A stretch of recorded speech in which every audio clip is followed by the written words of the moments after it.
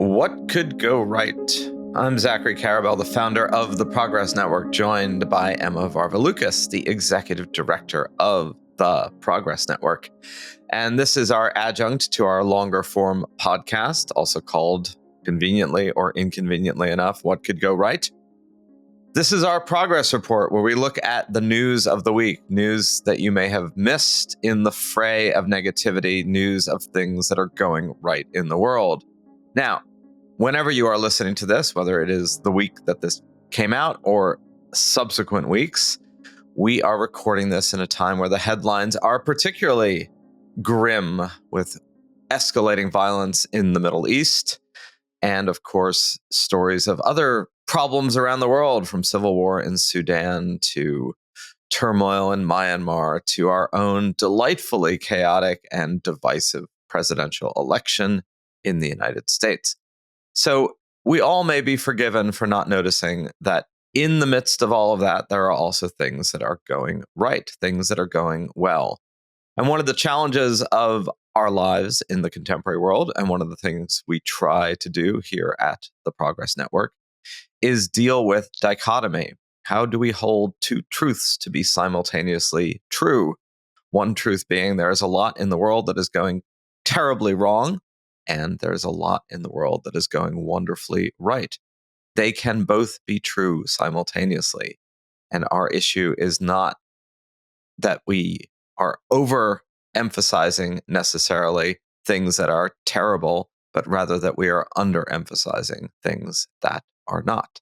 So our team, our ever vigilant, globally aware team at the Progress Network, scour the world for news of things that are going well. And every week we bring you a couple of choice vignettes that hopefully point to a better world.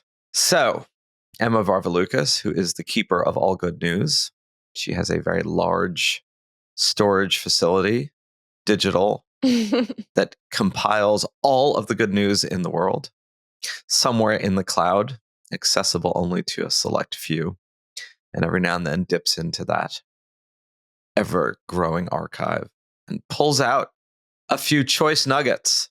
So, what do you have for us today? Yeah, so the archive is actually Gmail, but well, I did appreciate the epic description. Way to demystify. So, okay, pulling out of the Gmail archive today. This is very cool. Not necessarily new, but still very cool and more extensive than it's being used more extensively than it has in the past. So basically, people may or may not know that every time a subway or a metro train car, whatever you want to call it in the city of your choice, every time those brakes get applied, the friction from the brakes generate electricity, right? Like you might have seen the sparks that fly. And the question is, why can't we use that electricity to power other things? And Barcelona looked at this idea and said, actually, we are going to take that electricity from our trains, not only power the subway system itself, so the actual trains going around, but also, the electricity of the lights and the stations, the escalators, and now on top of that, electric vehicle chargers that are within a nearby radius of the stations. So they are going on an installation spree of what's called regenerative braking, not break dancing, as we have also talked about in the past on this podcast. Braking as normal brakes that we know. And they expect that once they've installed all of these systems, which they were supposed to have done by the end of September, that the electricity will provide 41% of the energy needed to power the trains.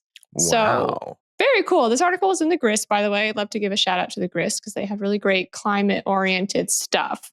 And like I said in the beginning, Barcelona is not the only city to do this. Vienna does, Sao Paulo, and Philadelphia. So that's exciting. But they're the first to kind of expand the system and use electricity to power EV chargers and just have it be a larger percent of the energy production of the system. That is a lot of energy being captured from braking. That's actually a much higher figure than I would have thought. I thought it would have been in like the low teens at the most in terms of, how much energy you could generate. relative to needs. Right. I live in New York City. I think we're a ways away from.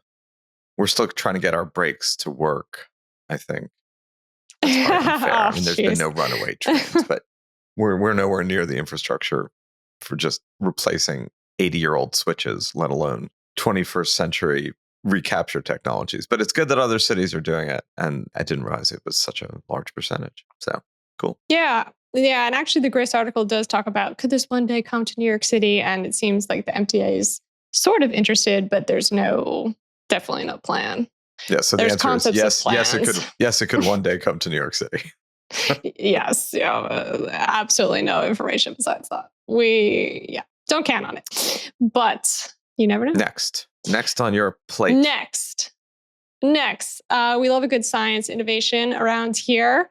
And the latest is that a team in China has taken stem cells from within a woman's own body, re-injected them into her, and maybe cured her diabetes. This is the first time this has happened with a type 1 diabetes patient. And it's too early to say for sure that the diabetes is cured because normally they want a 5-year span to go by before they say like, okay, yes, like we're going to count you as cured. She just reached the 1-year mark and the team is not sure if these results are going to be applicable to other people. So they would like to, expand this to another small trial soon to 10 or 20 patients. But so far, so good. The woman is enjoying eating things. She's saying that she's really excited that she can eat hot pot now. So. I guess everything's slightly regionally and culturally determined. Yes, Chinese. And she is Chinese. Given the roiling debate in the United States around IVF, I can imagine that there will be people who will oppose this sort of on principle, but I guess that's a American issue about the moralities of stem cells. We have all these issues about stem cell usage, right? Well, it's her own stem cells. Oh. Like it's not stems. Like that was what's so you can quote unquote cure diabetes from other people's stem cells. But given the debate that you just referenced, and also the fact that most people don't want to donate their stem cells, that as a generally applicable cure is not really going anywhere. But if you could take the patient's own stem cells and re-inject them back into them after reprogramming the cells, like that's what the big possibility is here. So they've done it on one type 1 diabetes patient, one type 2 diabetes patient, and they want to see if this is going to be applicable beyond that. Huh. So you're basically tweaking your own system. Mm-hmm. For now, they did succeed with this woman. She's been a year now without any symptoms from diabetes, and she can eat sugar just like anyone else. So success so far. All right. Well, onward. Last but not least, some news from the World Bank. They have released revised estimates for extreme global poverty worldwide. So that's defined as living under $2.15 per day. So it's quite a low bar. And there was a lot of worry around the COVID-19 pandemic because it was the first time since the 90s that there was an increase in global poverty for obvious reasons due to the pandemic. And, people weren't really sure, like, this is going to reverse a bunch of progress and, poverty is just going to keep on climbing up. Are we going to bounce back? How fast are we going to bounce back, et cetera? So they have released data through 2022 and their projections through 2024. And they believe that we are back on the right track, that extreme global poverty is starting to decline again, and that it's going to drop from about 713 million people to 692 million in 2024. It's hardly news that it's saying like, hey, there are no more people living in extreme global poverty. However, it is good news because we're back to the levels that we were at pre-pandemic, and hopefully we can keep pushing the numbers down and keep global poverty and structural decline the way that it has been since the 90s. There was an economist report a few weeks ago that the rate of poverty amelioration had slowed and plateaued over the past decade. Mm-hmm. Even removing the negative headwinds of the pandemic, which was clearly a massive setback for a lot of the, sub-Saharan Africa, parts of Southeast Asia, where there's somewhat higher rates of the poverty that we're talking about. And some of that is like stalling in sub-Saharan Africa, a bunch of civil wars, a bunch of governments that don't do a good job collecting tax revenue, therefore can't really provide services, a lot of that. One thing that we could maybe talk about in another episode, but is worth bearing in mind, is that all these things measure quality of life by income and GDP growth. And there's certainly a huge amount of evidence that income and GDP growth, particularly when you're starting from a very, very low base, is indicative of a quality of life going up. The reason why I raise this is it doesn't factor in the cost of living going down, meaning, with digitization, even in places like sub-Saharan Africa, if they're going to more solar paneling, which has much less capital intensive installation costs, and then of course doesn't cost as much to maintain. In many ways, you get more energy for less GDP and more energy for less income, right? Because you don't spend the money that you would to build a power plant or maintain transmission lines. The quality of living obviously goes up because you have electricity via solar power, but the GDP and the income may not. And people are beginning to grapple with these issues of income has stood for and poverty has stood for quality of life, i.e. extreme poverty, extremely bad quality of life. But increasingly, if some of the stuff that we're providing is of less cost or even free, then some of that correlation breaks down. But that's an observation that raises a whole other set of questions about, are we actually measuring these things appropriately? Yeah, I mean, I'm curious how much that argument applies to somebody that is on the extreme end of things. Like I can see that applying for somebody who, let's say, is in kind of the mid poverty level. They're in a home, they might have a TV. And I'm not talking about people in the States, by the way. Obviously, I'm talking about people internationally. But people that are living on, I think, $2.15 a day, it's such a dire situation that in that case, I'm not sure how much it's going to be applicable. I mean, most of these people were talking about rural, small livestock owners. I think really small farmers, that kind of thing. And a lot of this stuff too. I mean, we should say as well, there's so much data missing. So the point you're making and the point I'm making, it's almost like people don't even know really how many people there are living on what. So the sort of forward argument that both is not even standing on quicksand a little bit. Yeah. So we don't even know there is that issue of the state of the world. Particularly if you're not even in a monetized exchange system, which some of, X hundreds of millions of people essentially exist invisibly. Their output and their spending doesn't really exist statistically, either because it's barter or because it's cash or something. So yes, these are hard. They're hard numbers to find, and it's difficult to assess. I think the overall reality is we certainly know there's been massive poverty alleviation over the past 20 years, and there's been some stalling of that in the past 5.